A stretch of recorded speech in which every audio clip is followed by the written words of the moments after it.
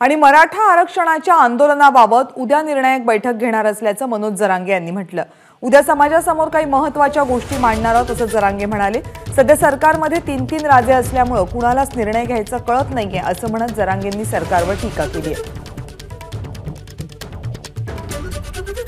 आंदोलन करून न्याय मिळवणे त्यासाठी महाराष्ट्रातला मराठा रस्त्यावर लढण्यासाठी सज्ज झाला।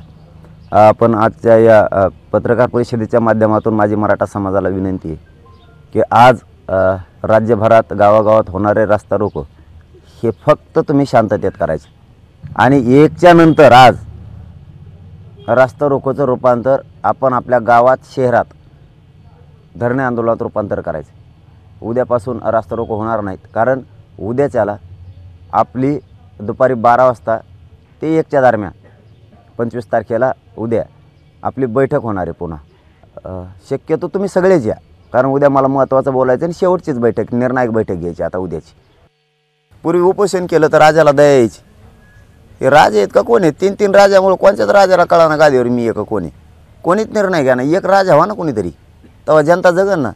तुम्हाला 17 जणांना विचारायचं आणि मग यायचं निर्णय घ्यायचे, कसं होईल? राजाने तसा निर्णय घ्यावा। 3 राजे आहेत,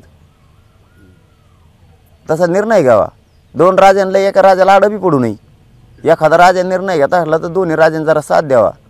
आम्हाला 10% पाहिजेच नाही। तुम्ही कसं काय थोपवता आमच्यावरती दादागिरी? ह्याला राजा म्हणते, त्याला सरकार चालवणं म्हणते। पहिला डाव बरोबर होता, पण सरकारला तो डाव हाणून पाडायचा आहे।